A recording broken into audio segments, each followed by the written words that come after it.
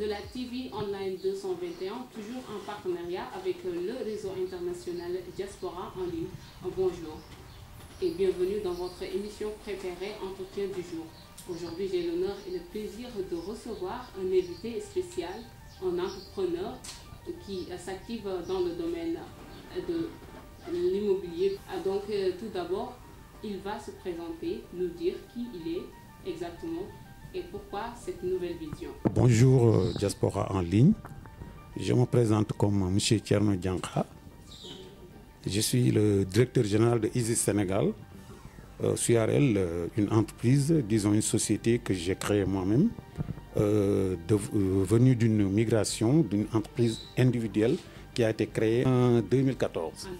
En 2014, ça fait 7 ans maintenant. Et cette année-ci, après des enquêtes et la vision, comme vous avez dit, une vision de la diaspora, j'ai suivi vos émissions et j'ai été intéressé par le besoin d'habitat des Sénégalais de l'extérieur. Ouais, ouais. Donc, qu'est-ce qui vous a inspiré? C'est ça? Oui, justement, vous savez, le problème de l'habitat est un problème au Sénégal. Même pour les gens qui sont là, les nationaux, il y a des problèmes pour trouver un habitat. Et ce qui a inspiré à l'État de créer les 100 000 logements sociaux, moi je me suis tourné vers les Sénégalais de l'extérieur. Tout simplement parce que j'ai eu vent des complaintes et plaintes des gens qui ont été abusés, soit par des promoteurs, soit par des parents eux-mêmes, pour construire ou bien avoir des fonciers. Des fonciers, bon, disons, si je dis des fonciers, je voulais parler des champs, des gens qui veulent avoir des vergers, des fermes, des maisons, des immeubles et tout ça. Et c'est pourquoi j'ai essayé de trouver une solution, pour eux. Oui. Et je me suis approché de quelques gens qui sont à l'étranger. J'ai fait un voyage, j'ai fait une petite enquête et je suis revenu avec mes pensées et mes idées. D'accord. Sinon, avez-vous des difficultés par rapport à ça? Bon, pour le moment, comme je suis à la conception, je n'ai pas encore rencontré de difficultés. Sinon, je voulais passer une information très importante. C'est-à-dire que quand les promoteurs commencent un projet, ils vont demander une caution ou les droits d'adhésion et tout avant de commencer le projet. Notre nouveauté, nous, c'est quoi? C'est on ne demande pas d'argent. On n'a pas besoin d'argent. On a besoin de savoir qui veut un terrain au Sénégal. Je crois qu'il y a une page qui a été faite, un de mes collaborateurs, qui va mettre ça en ligne, qui dit qui peut avoir un terrain au Sénégal. Comment faire pour avoir un terrain? Nous ne nous arrêtons pas à qui peut avoir un terrain ou qui veut avoir, mais on parle de maison, de résidence et d'autres biens. Je ne m'arrête pas là parce qu'il y a des Sénégalais qui sont intéressés par soit le commerce dans les centres commerciaux, disons, ou des choses comme ça. C'est pourquoi nous avons essayé d'innover et je vais vous préciser en avançant comment j'ai fait. Sur ce, j'aimerais bien que vous nous expliquiez plutôt comment ça se passe, les modalités de paiement. Voilà, pour cette première étape, je n'ai pas voulu parler de modalités de paiement. Mais je vous dirai seulement que tout le monde peut s'inscrire. L'inscription ne vous impose rien du tout. Vous vous inscrivez et on a la liste. Comme ça, on pourra constater la demande. Oui, la demande, parce que c'est très important. S'il y a une forte demande, on va arriver jusqu'à ce niveau. Bon. Et maintenant, nous allons vous proposer, dans la seconde étape, les types de logements, les modalités et comment adhérer. Oui. Votre travaillez avec une équipe? Oui, je travaille avec une équipe de techniciens parce que, à part moi-même, j'ai un conseil juridique qui regarde tout ce qui est légal pour qu'on puisse y entrer. J'ai aussi un directeur commercial qui sera chargé de la commercialisation de ces habitats. J'ai aussi un monteur de projet, celui qui monte les projets et qui les soumet à l'autorité qui va valider.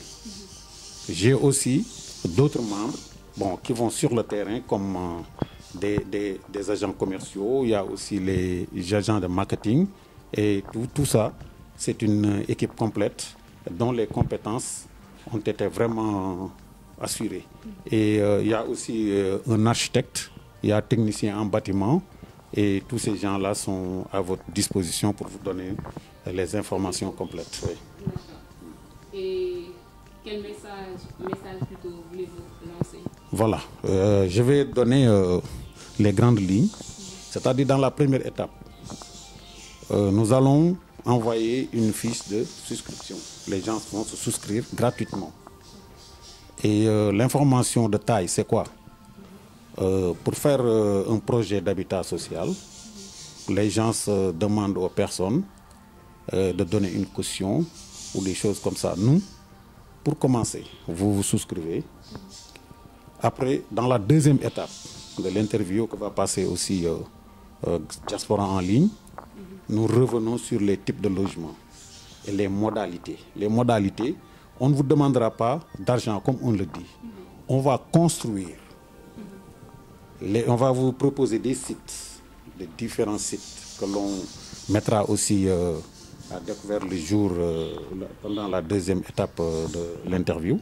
Et parmi les sites, un émigré, disons, peut choisir le site qui lui convient. Par exemple, vous habitez, c'est toujours dans la région de Dakar, je veux dire aussi. Hein. Vous habitez vers Rufisque, il y a un site qui est près de Rufisque, vous voulez Rufisque, vous choisissez le site de Rufisque. Vous choisissez le type de logement que vous voulez. Maintenant, si vous choisissez, on vous met là. Maintenant, pour garantir que ce logement que vous avez choisi, c'est vous-même qui allez prendre, il faudra donner le droit d'adhésion. Et le droit d'adhésion, c'est seulement un montant minime qui ne fait même pas presque 1% ou 0, quelque chose comme ça. Ça ne dépassera pas les 20 000 francs pour les frais de dossier et autres là. Oui. Donc, si je comprends bien, ça permet plutôt la population de voilà. Facilement. Voilà, c'est ça. Parce que si on vous dit que vous allez si disons celui qui est aux États-Unis par exemple, vous lui dites que le droit d'adhésion ça fait $40. $40. Et maintenant vous attendez. On vous propose le type de logement. Vous avez dit je veux le type F2 par exemple. Vous avez donné votre droit d'adhésion. Nous trouvons le site, nous vous montrons les types de logements, nous construisons. Maintenant, c'est quand les constructions seront finies et que on doit maintenant donner les clés, c'est là où on vous contacte encore. Si on vous contacte, vous regardez, vous êtes vraiment intéressant, vous confirmez. Si vous confirmez, maintenant vous donnez votre caution. La caution, c'est un petit pourcentage aussi que je révélerai à l'arrivée. Oui. Donc, disons que tout le monde peut s'inscrire. Arrivé, vraiment à la fin, vous pouvez aussi désister et aller voir autre chose. Voilà, merci. Votre relation avec Diaspora en ligne? Bon, voilà. J'ai commencé à travailler. Il y a 2 qui sont Diaspora en ligne, qui font le relais et qui sont en train de faire la communication. C'est pourquoi aujourd'hui, je suis vraiment content de vous recevoir et de faire passer le message. Et je vais être en relation avec Diaspora en ligne, avec ma société Isis Sénégal, et que par Diaspora en ligne, vous pouvez entrer directement dans mon site. Et dans le site, il y aura les informations qui arrivent. Disons que c'est Diaspora qui va manager, mais nous serons derrière pour la complémentarité des informations. Oui. Mot de la fin? Mot de la fin, c'est j'invite vraiment tous les Sénégalais de l'extérieur à essayer de pouvoir et de lire les informations et de donner leur avis. C'est important parce que leurs avis nous incombent. C'est à partir de cet avis que nous pourrons faire ce qu'ils demandent. Et aussi, on a besoin de savoir dans quel, par exemple, on commence par Dakar, que les gens ne se disent pas que on a commencé, on s'est arrêté à Dakar, parce qu'on ne peut pas quantifier les gens qui habitent dans les régions. Mais ces gens-là aussi peuvent se manifester. Avec cette manifestation, nous allons essayer d'avancer vers là-bas. Le problème de fond qui va faire le projet n'est pas un problème. Le fonds n'est pas un problème, c'est disponible. C'est pourquoi on ne demande pas aux gens de mettre leur argent.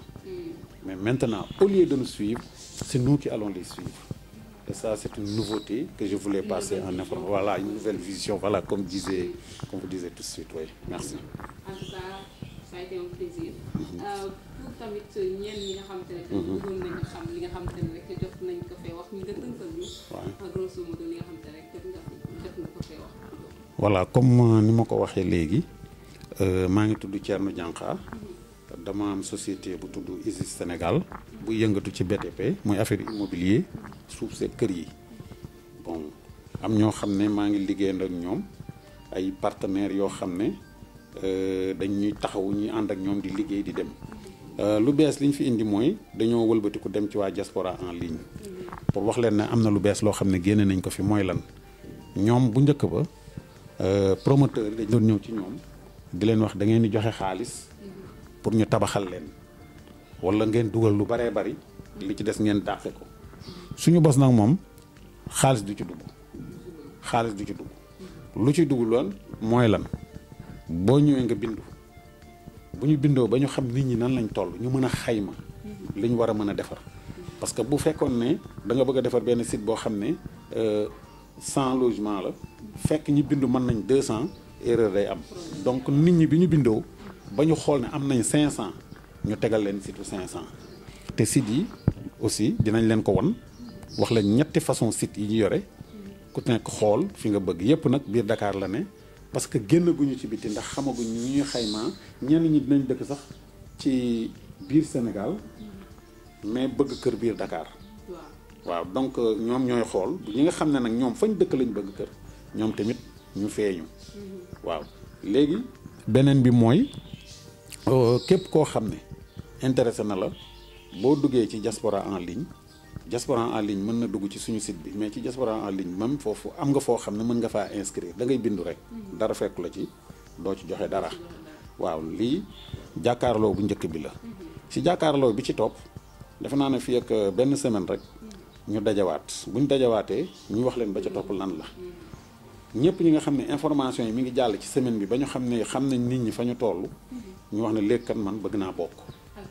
waaw waaw voilà équipe bi maa ngi liggéeyandoo ak koo xam ne conseil juridique la parce que looy dugg lu ne luy jëm ci affaire këyit ak yoon ak xaalis da ngay jël koo xam ne moo koy jaarale ci yoon këyit bu ñëw balaa muy egsi ci man dina am ñoo xam ne dinañ ko saytu ay techniciens lañu conseil juridique bi am na koo xam ne moo féetewoo njaay mi ñoom moom la ñuy adressé woo mu leen wax information yi yëpp balaa muy egsi am na architecte yi nga xam ne ñoom ñooy def dessin yi am na ñuy xool fan la site yi nekk baax naag baaxul am na koo xam ne mooy monter projet bi tamit projet yi xam nga bu ko monter ba defar ko ba mu taxaw ba ñu xam ñaata la ñuy dikk architecte dessiné yi ñëw jox leen ko ñu xam ku nekk kër gi lu lay dikk te danañ gis ne dina am social ba tax na ku nekk mën nga ci gàddu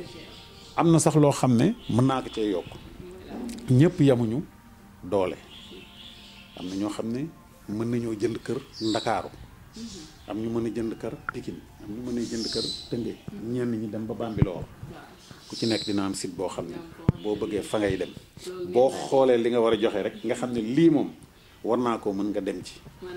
waaw def ngeen ci xéewal. def nañ ci xéewal bu baax. en tout cas.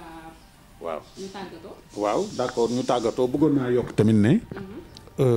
li may wax nii ne léegi kër yi li ci luy nouveauté bi mooy lan. balaa ngay fay kër gi dafa nekk ni ba ñu war laa jox caabi ji. boo ñëwee ne ah man kat bii ba tey maa ngi si d'accord naa ci ak yooyu confirmé naa. nga daal di ñëw joxe caution bi ñu lay laaj. caution bi nag damay avancer tuuti sax dama noonu damay bàyyi ba deuxième étape mais mënta romb 25%. déedéet li ci des ñu xool fii ak combien d'années nga ko mën a mottali ku mën a fay ci ñaari at nga fay ko ku mën a fay ci ñetti at nga fay ko ku mën a dem ku mënul tamit dem ba fukki at ak yooyu fa muy toll rek nga fayee ko fa mais daal yow boo dugalee sa caution tey mën nga dugg sa kër tey toog waaw loolu moom lu bees la. bon beneen bi mooy di invité ñëpp comme tàggatoo bi di wax sénégalais yëpp képp ku nga xam ne parce que am naa sama waay maître Serigne Ababacar Gueye bu diaspora en ligne day faral di wax ne man su ma génnee nit ñi dañ naan ma nga bu ne leen ñibbisi leen ñu ne bu ñibbisee fan la ñuy dëkk amuñu fu ñu dëkk parce que joxul lañu fu ñu dëkk loolu nag moom tey jii dinaa ci ànd ak moom liggéey ci bu baax ba wuutal leen fu ñu dëkk ba lay boobu kenn dootu ko lay donc ñëpp nañ ñëw inscrire ba pare di jéem a avancer te inscription bi forcé wu la pour nga continuer moo tax mën nañu inscrire te souscrire daal di topp ci état bi yi dem boo demee ba ca fin ba bëgguloo tamit da ngay wax retiré wu nga rek da ngay retiré wu rek confirmation amul donc te dërëm demul mooy loolu mooy nouveauté bi daal voilà. ku nekk mën nga cee gis sa bopp defe naa ni wax nga lépp ñu leen di jox dig daje ba benn yoon